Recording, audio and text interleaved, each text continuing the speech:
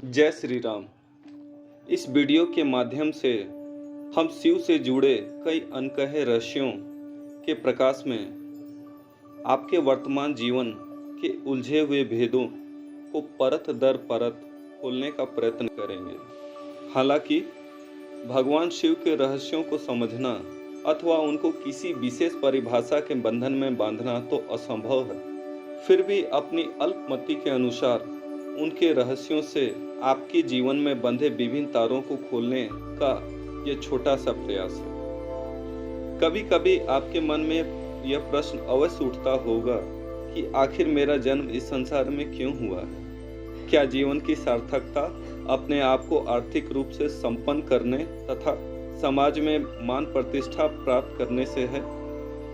क्यों जीवन में कुछ अप्रत्याशित घटनाएं घटती हैं जिन पर न तो हमारा नियंत्रण हो पाता है और न ही इनके समाधान के लिए हम कुछ कर पाते हैं? क्यों मेरा आकर्षण अमुक विषय अथवा अमुक व्यक्ति की तरफ है? ज्योतिष में इन सभी प्रश्नों के उत्तर कुंडली के छठे भाव से प्राप्त होते हैं, जो कि अतृप्त इच्छाओं का घर है। आत्मा की यात्रा तो अनंत है। इस जीवन में हमें यह जैविक शरीर प्राप्त हुआ है, किंतु इससे पहले भी हमारी कई जन्म हो चुके हैं।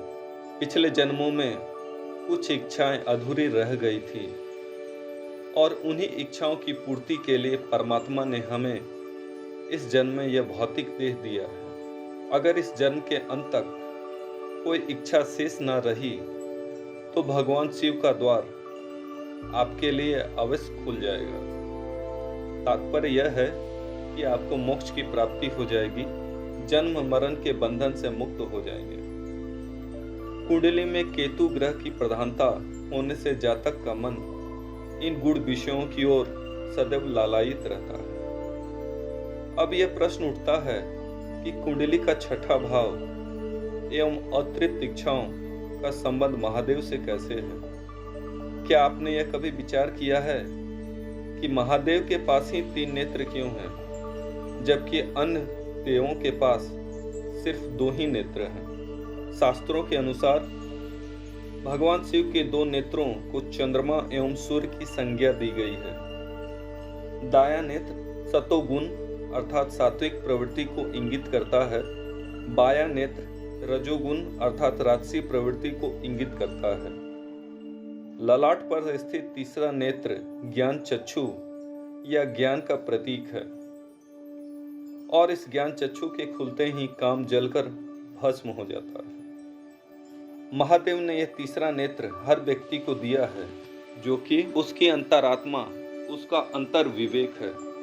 जब कभी भी हम अपने उस अंतरात्मा की आवाज सुनते हैं, तब हम बाहरी संसार की सारी इच्छाओं एवं उनके कारण जनित अवगुण जैसे लोभ, मोह, क्रोध व वासना का दमन कर पाते हैं और उसके बाद ही हम उस शिव तत्व को प्राप्त करने के अधिकारी बन पाते हैं। शिव पुराण में वर्णित भगवान शिव की वेशभूषा और उनका जीवन काफी रहस्यमयी बताया गया है। उनका विचित्र एवं भयंकर रूप, उनके बारे में और जानने के लिए हमारे मन में कौतूहल पैदा करता है। उनका रूप, उनका सादा जीवन, उनकी महान सोच हमें सांसारिक जीवन जीने का एक दृष्टांत दिखाता है और यह बताता है कि परमपिता हमसे अपने जीवन के पथ पर किस प्रकार अग्रसर रहते देखना चाहते हैं, ताकि 9 ग्रहों की कसौटी पर हम खरे उतर सके। आइए भगवान शिव की जीवन शैली की यात्रा आरंभ करते हैं और यह समझने का प्रयास करते हैं कि कैसे उन्होंने सभी ग्रहों की उपेक्षाओं को पूरा किया। मस्तक पर घने काले लंबे लंबे जटाओं के ऊपर चमकीला सुंदर चंद्रमा विराजमान है। ज्योतिष शास्त्र में चंद्रमा को मन का कारक माना गया है और उसकी चंचलता एवं गति का अनुमान लगाना भी असंभव है। उदाहरणतः आप सभी भौतिक रूप से भारत में हो सकते हैं, किंतु अगले पल के 100वें हिस्से में आप विश्व के अन्य किसी भी भाग में हो सकते हैं। जहां शनिदेव एक राशि में लगभग 2.5 वर्ष रहते हैं, वही चंद्रदेव एक राशि में सिर्फ 2.25 दिन ही रहते हैं। उस चंचल एवं तीव्र मन यानी चंद्रमा को त्रिलोक में केवल महादेव ही अपने आध्यात्म और ध्यान की शक्ति से नियंत्रित कर सकते हैं। और यदि आपने अपने मन को जीत लिया, तब आप अपनी शक्ति को सही दिशा में उपयोग कर सकते हैं और कुंडली के छठे भाव के दोषों को सरलता से मर्दन कर सकते हैं। ज्योतिष शास्त्र में यदि चंद्र आपका मन है तो सूर्य आपकी आत्मा है, जिसके अहम की तृप्ति सत्ता, सुख एवं पहचान, मान, प्रतिष्ठा से होती है। जहाँ तक महादेव का प्रश्न है, पाताल से लेकर आकाश तक उनकी सत्ता है। पहचान ऐसी कि करोड़ों सूर्यों का सम्मिलित प्रकाश एवं ऊष्मा उनकी तेज के समक्ष प्रभाव विहीन है। इसके बाद भी अहंकार उन्हें छू भी नहीं सकता है, क्योंकि अहंकार के विनाशक तो स्वयं शिव ही है। भले ही उनके नेत्र आकाश में मेघों के ऊपर हों, किंतु उनके पांव धरातल पर सदैव जमे रहते हैं। अर्थात सर्वशक्तिमान होते हुए भी वह बिल्कुल विनम्र हैं। उनके आगे संसार का प्रपंच नहीं चलता है। समाज की सारी मान्यताओं को तोड़ते हुए वह तो भूत पिशाचों के मध्य उन्मुक्त होकर आनंद में रहते हैं। अगर आप भावुक होकर निश्चल हृदय से उनकी सहायता मांगते हैं, तो संसार में भले ही कोई आपकी सहायता करे या न करे, किंतु उनका हाथ आपकी सहायता के लिए अवश्य आएगा। मंगल का अदम्य साहस, निर्भीकता उनके स्वाभाविक गुणों में विराजमान है। शमशान में उपस्थित सैकड़ों मानव खोपड़ियों, लाशों, रक्त मांस के अर्ध जले हिस्सों का भक्षण करने आए नर पिशाचों, खूंखार गीदड़ सियारों की हृदय विदारक चीखों के शोर के मध्य गंगा जल की कल कल शांति धारण किए हुए महाकाल ध्यान मुद्रा में सदैव लीन रहते हैं। बुध ग्रह की बुद्धिमत्ता एवं कूटनीति के स्तर का आकलन आप इसी घटना से लगा सकते हैं, जब उनके परम भक्त रावण ने अपने स्वार्थ सिद्धि के लिए उन्हें लंका में सदैव के लिए स्थापित करना चाहा था। प्रत्यक्ष रूप से उसे मरना करने की अपेक्षा उन्होंने भगवान विष्णु के संग लीला रचकर अपने एक ज्योतिर्लिंग को बैद्यनाथ धाम में स्थापित करवा लिया और इस तरह उसकी भावना को ठेस भी नहीं पहुंचाई। शिव का दरबार अपने सभी भक्तों के लिए हमेशा खुला रहता है, चाहे वह समाज से प्रतिष्ठित देव हो, मनुष्य हो अथवा बहिष्कृत दानव, भूत पिशाच अथवा अन्य हिंसक पशु जैसे विषैला सर्प, खूंखार सिंह हो। हर किसी के हृदय में कुछ विशेष मनोकामना होती है और उन्हीं मनोकामनाओं के पूर्ति के उद्देश्य से वह महादेव की भक्ति में लीन हो जाता है। अब यह मनोकामना समाज के उत्थान अथवा पतन के लिए भी हो सकती है। गुरु ग्रह को ज्ञान का कारक माना गया है, जो कि जातक को अच्छे एवं बुरे विकल्पों के अंतर को समझने की क्षमता प्रदान करता है। तो क्या बाबा को भक्त की मनोकामना पूरा करते समय यह ज्ञान नहीं रहता है कि इसकी पूर्ति समाज की प्रगति के विरुद्ध भी हो सकती है?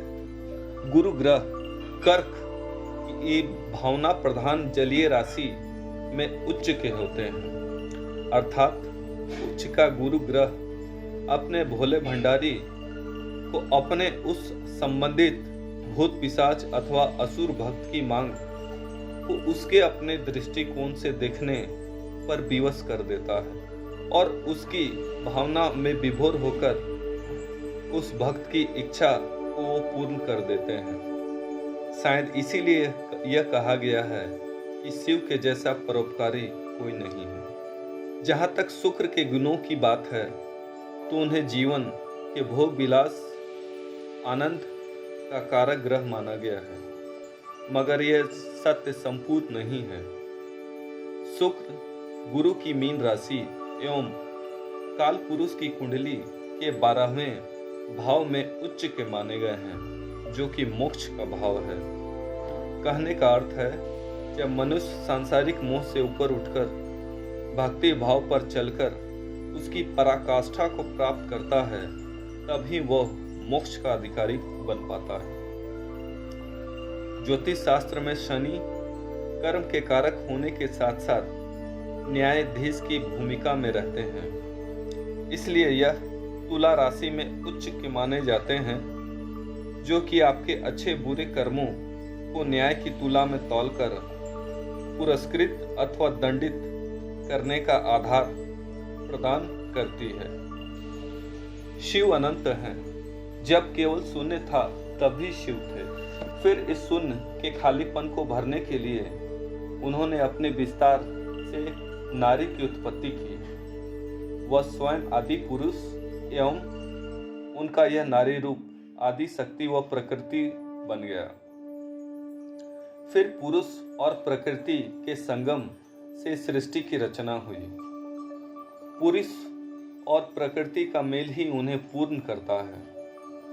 प्रकृति अर्थात आदि शक्ति ने अपने पहले जन्म में दक्ष प्रजापति के यहाँ उनकी पुत्री बनकर सती के रूप में जन्म लिया और फिर शिव से विवाह किया।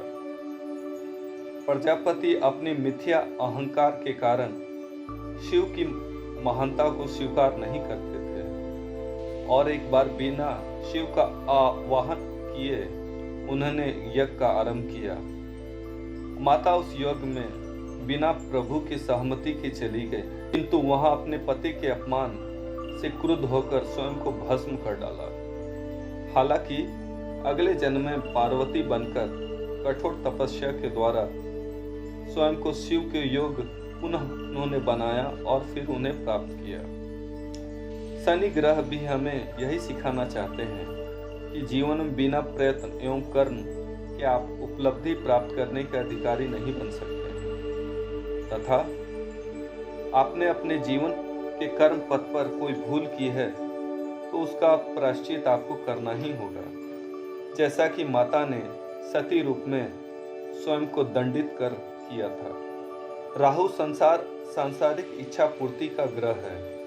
वो अपनी इच्छा पूर्ति के उचित अनुचित मार्ग की परवाह नहीं करता है, मगर शिव तो इच्छा विहीन है, इसीलिए वो राहु को सरलता से अपने हिसाब से नियंत्रित कर पाते हैं। अगर राहु भोगी है तो केतु योगी है। हाँ, शिव तो भोगी है, जो सदैव अपने इष्ट श्री राम के ध्यान में लगे रहते हैं और इस नाम से उन्हें इतना प्रेम है कि वो शमशान में जाकर खुद स्वयं को स्थापित कर लेते हैं, क्योंकि मृत्यु के बाद मनुष्य शव के रूप में राम नाम सत्य है के महामंत्र से अभिमंत्रित होकर वहां पहुंचता है। राम के प्रति उनके प्रेम की पराकाष्ठा यह है कि शव जलने के बाद उसके भस्म को प्रभु अपने संपूर्ण शरीर पर मल देते हैं। समाज में तिरस्कृत गण, यहाँ तक कि अपनों से त्यागे हुए लोग जिन्हें कोई भी अपनाना नहीं चाहता है, वह निश्चय ही शिव का आश्रय पाते हैं।